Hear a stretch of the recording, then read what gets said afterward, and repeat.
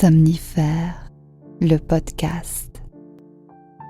Bonsoir à toutes et à tous, nous sommes le lundi 23 mai et Somnifère vous raconte ce soir l'histoire d'un médecin intrigué par un vieil homme qu'il rencontre chaque matin aux aurores lors de sa promenade quotidienne. Le vieillard parle peu, regarde l'horizon et semble attendre quelque chose ou quelqu'un. Mais qui ou quoi? C'est un récit d'Arthur Conan Doyle, traduit de l'anglais par François de Guel et intitulé « Amoureux ». Si ce podcast vous aide à trouver le sommeil, je vous remercie de prendre quelques secondes pour le noter ou le commenter sur la plateforme sur laquelle vous l'écoutez. Je vous souhaite une excellente nuit et maintenant place à notre séance de relaxation. La séance de relaxation. Fermez les yeux et prenez quelques instants pour vous autoriser à refermer cette journée.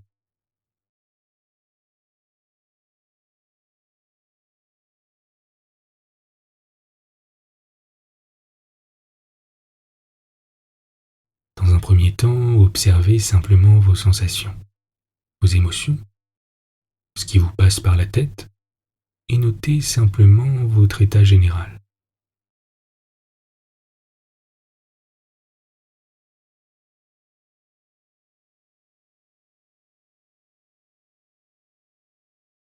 Autorisez-vous simplement à faire un constat, à observer votre état général, sans jugement, en acceptant la manière dont vous vous sentez.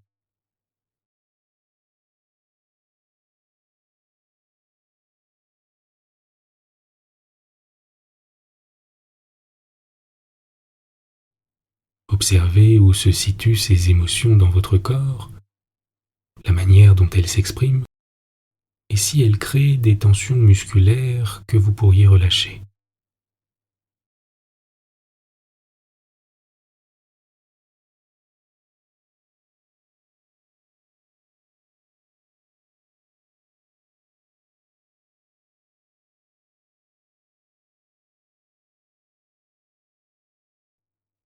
Je vais à présent vous demander de prendre une première inspiration, longue et profonde, en rassemblant toutes ces émotions, quelles qu'elles soient, et de relâcher ce qui vous pèse à l'expire, de les laisser aller.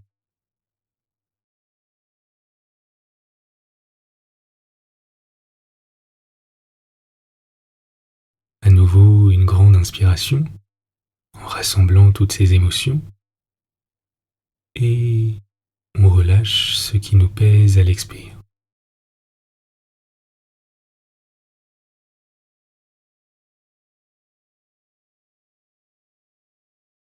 Vous pouvez, si vous le souhaitez, poser une main sur votre ventre ou votre poitrine.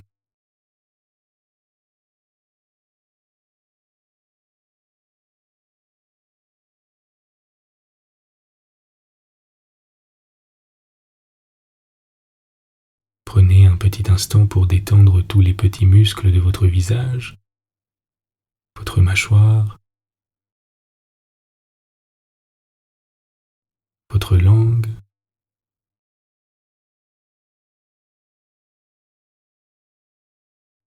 le point entre vos deux sourcils,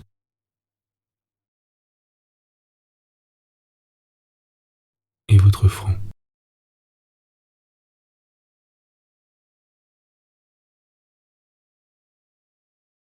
On va à présent finir par une courte méditation. Il s'agit simplement de se concentrer sur sa respiration, sur les mouvements qu'elle provoque, à chaque inspire et à chaque expire.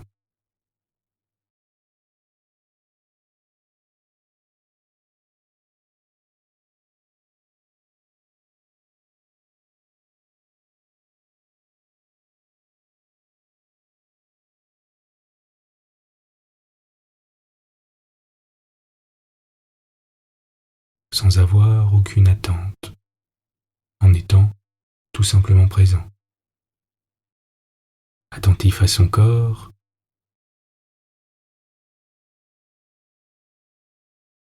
à ses mouvements,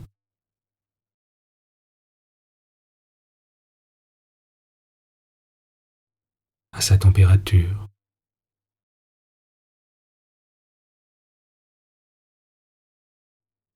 à sa position sur le matelas.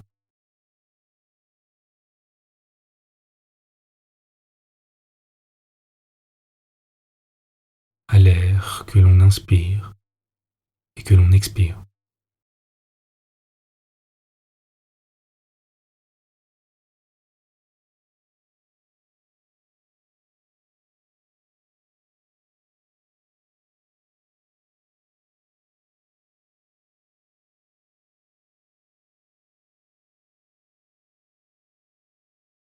À notre ventre qui monte et qui descend.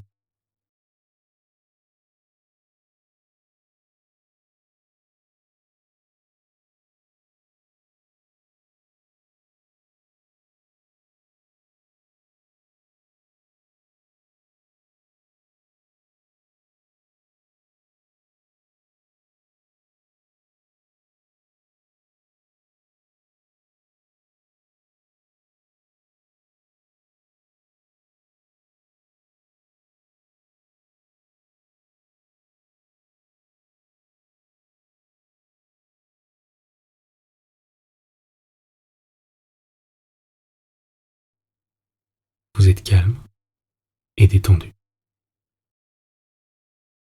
L'histoire du soir. Arthur Conan Doyle, Amoureux. Traduction de François de Guel. Il est difficile à un médecin qui passe ses matinées et ses soirées auprès de ses malades, soit que ceux-ci viennent le consulter, soit qu'ils aillent les visiter à domicile, de trouver le temps de respirer tous les jours un peu d'air pur.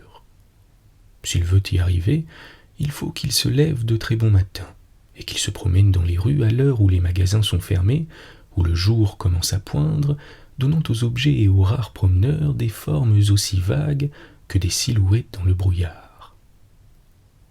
Cette heure matinale a bien son charme particulier. On ne rencontre que les laitiers ou les facteurs, on possède le trottoir pour soi seul, et les objets les plus banals prennent chaque jour une forme nouvelle. Il semble que la chaussée tout entière, les réverbères et les enseignes, se réveillent chaque matin avec une physionomie différente. Dans ces conditions, une ville perdue à l'intérieur des terres peut offrir du charme au visiteur, même si elle lui apparaît dans une atmosphère chargée de fumée. Ce n'était pas mon cas, car j'habitais au bord de la mer une petite ville plutôt insignifiante, sans autre charme que celui du voisinage de la côte. D'ailleurs, qui donc aimerait la ville lorsqu'on a la chance de pouvoir s'asseoir sur un banc solitaire à la pointe de la digue et d'admirer l'immense baie bleue, la courbe gracieuse et dorée que forme la plage autour des flots. Je l'adorais, cette mer, lorsque je voyais des bateaux de pêche parsemer sa grande surface. Je l'adorais lorsque passaient au loin des navires élégants qui ressemblaient à de petites taches blanches informes, avec leurs voiles gonflés comme un opulent corsage de femme. Mais je l'aimais par-dessus tout quand aucun bruit humain ne venait rompre le silence majestueux de la nature et que les rayons du soleil levant planaient lentement sur elle en se frayant un chemin au travers des nuages amoncelés. J'ai vu quelquefois l'horizon voilé par la pluie, lorsqu'un léger manteau gris tombe des nuages. J'ai vu le soleil luire sur les brisants et transpercer les grandes vagues vertes. Quand on a passé une matinée à contempler ce spectacle, on se sent mieux trempé pour retourner dans une lugubre chambre de malade. On peut affronter l'ennui sombre et mortel de sa profession, le vent dans les cheveux, l'écume de la mer aux lèvres, la plainte de la vague mugissante dans l'oreille. On se croit un homme nouveau et beaucoup plus fort. C'est au cours d'une de ces promenades que je rencontrai mon vieillard pour la première fois. Il s'approcha du banc où j'étais assis au moment où je me levais. Je l'aurais remarqué certainement dans la rue, car il était bien campé, avait une belle prestance et un je ne sais quoi de particulier dans le pli de sa lèvre et son port de tête. Il boitait légèrement en marchant dans l'allée sinueuse et s'appuyait lourdement sur sa canne, comme si ses larges épaules étaient devenues trop pesantes pour ses membres affaiblis. Tandis qu'il s'approchait, je reconnus immédiatement sur son visage, à cette imperceptible teinte bleutée du nez et de la lèvre, qu'il était atteint d'une maladie de cœur. « La montée est un peu dure, monsieur, lui dis-je. En ma qualité de médecin, je me permets de vous conseiller de vous reposer ici avant d'aller plus loin. » Il accueillit mes paroles avec un petit mouvement de tête antique et solennel et s'assit sur le banc. Voyant qu'il n'avait pas envie de parler, je restai silencieux, mais je ne pouvais m'empêcher de l'observer du coin de l'œil, car il personnifiait pour moi le type accompli de la première moitié du siècle, avec son chapeau plat à bords relevés, sa cravate de satin noir attachée derrière par une boucle, mais surtout avec sa large figure grasse et bien rasée, striée d'une infinité de petites rides. Ses yeux, maintenant affaiblis par l'âge éterne, avaient connu le temps des diligences. Ils avaient vu les équipes de terrassiers construire la jetée sous les rayons brûlants du soleil. Ses lèvres avaient souri en dégustant les premiers numéros de Pickwick et en tournant en ridicule son jeune auteur. Le visage même de ce vieillard était un almanach vivant de 70 ans, et chacune de ses rides me faisait l'effet d'un sillon tracé par des chagrins privés, comme aussi par le malaise de l'époque. Ce pli du front datait peut-être du soulèvement des Indes. Sa patte d'oie près des yeux était née sans doute pendant l'hiver de Crimée, et je m'imaginais que ce petit faisceau de rides s'était formé à la mort de Gordon. Tandis que je me livrais à toutes ces suppositions plus ou moins folles, le vieux monsieur à la canne était parti, et il me sembla que 70 années de la vie d'une grande nation avaient défilé devant moi ce matin sur le promontoire. Mais il me rappela bien vite à la réalité de la vie. Lorsqu'il eut repris haleine, il tira une lettre de sa poche et mettant des lunettes à monture de corne, il la lut très attentivement. Sans le moindre coup d'œil indiscret, je reconnus immédiatement une écriture de femme. Lorsqu'il eut fini de parcourir cette lettre, il la relut puis s'assit. Les coins de ses lèvres s'arquèrent et ses yeux se fixèrent dans le vague en regardant la baie. Il était bien le symbole de l'homme le plus malheureux que j'aie jamais rencontré. La vue de ce visage douloureux me remua jusqu'au fond du cœur. Mais comme je le savais peu disposé à parler, au bout d'un moment je le laissai sur son banc et rentrai chez moi, rappelé par mon déjeuner et par mes malades. Je ne pensai plus à lui jusqu'au lendemain matin, mais à la même heure je le vis arriver sur la promenade et partager avec moi le banc que je m'étais habitué à considérer comme ma propriété. Il me salua en s'asseyant, mais ne me parut pas plus disposé que la veille à entamer la conversation. Je trouvai un changement en lui depuis 24 heures, d'ailleurs très à son désavantage.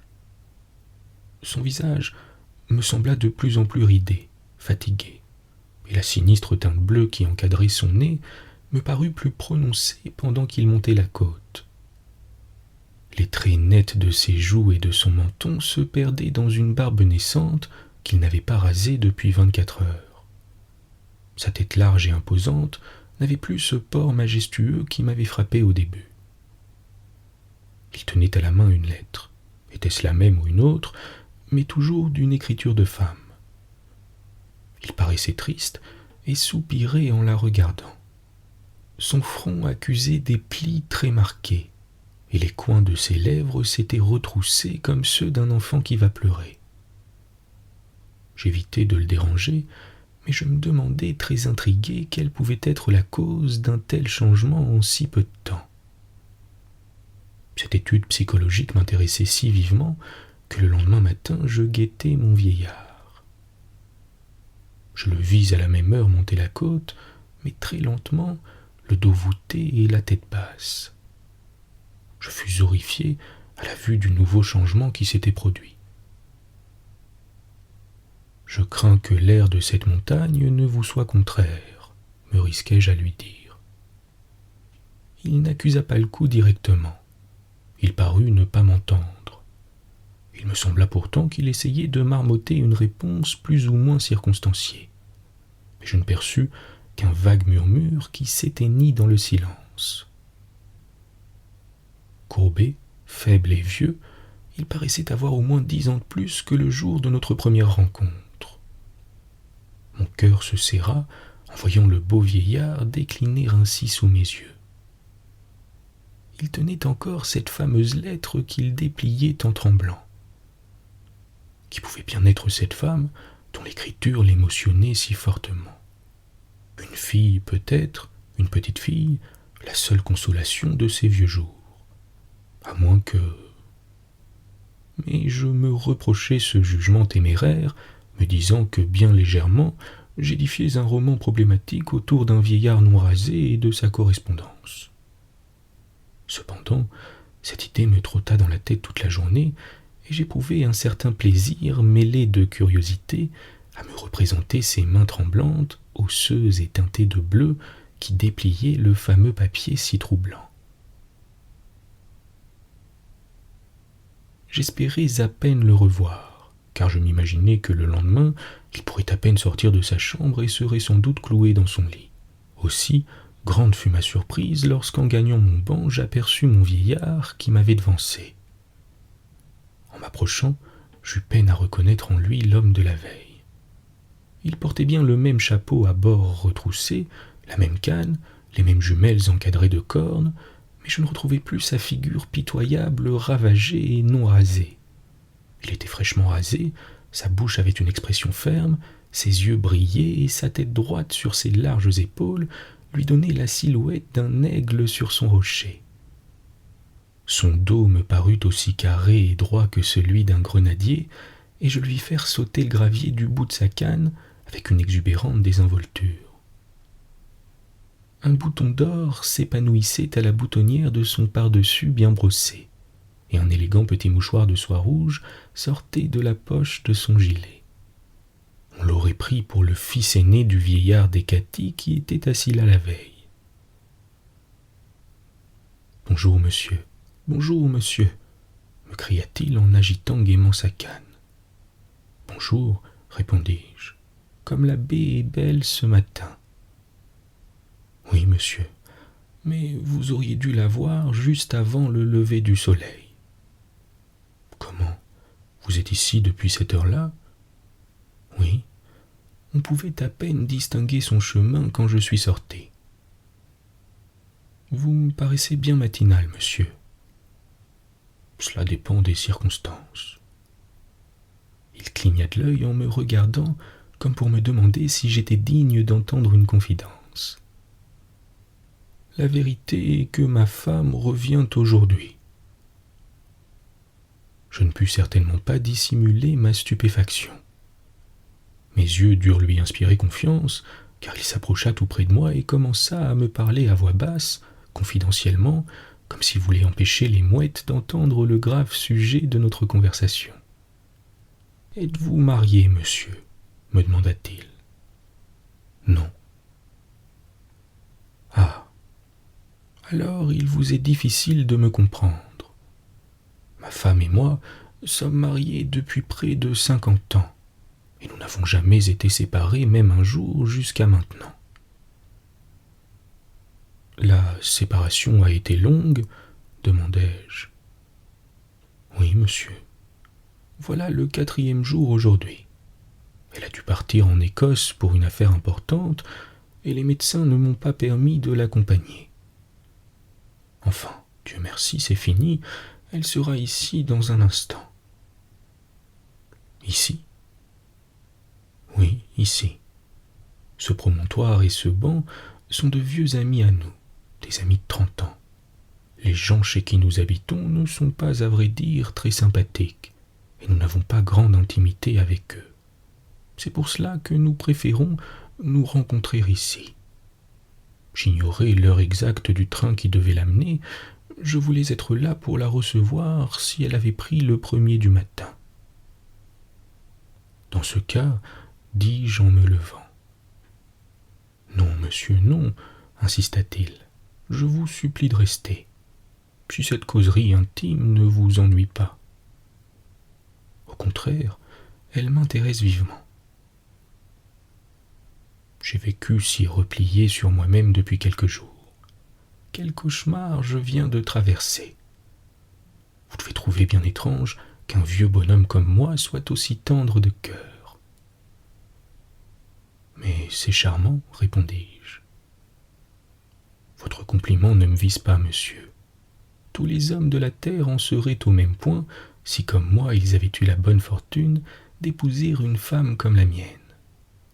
En me voyant vieux et cassé, en m'entendant parler de notre union de 40 ans, vous vous imaginez peut-être que ma femme est vieille elle aussi. Il riait de bon cœur et clignait des yeux d'un air malin. Ma femme est une de ces créatures, voyez-vous, qui conservent toute la jeunesse de leur cœur. Aussi, leur visage ne vieillit jamais. Il reste frais comme à 18 ans. Pour moi, elle est ce qu'elle était lorsqu'elle m'a accordé sa main. Un peu plus forte peut-être, car comme jeune fille, on lui reprochait la sveltesse de sa taille.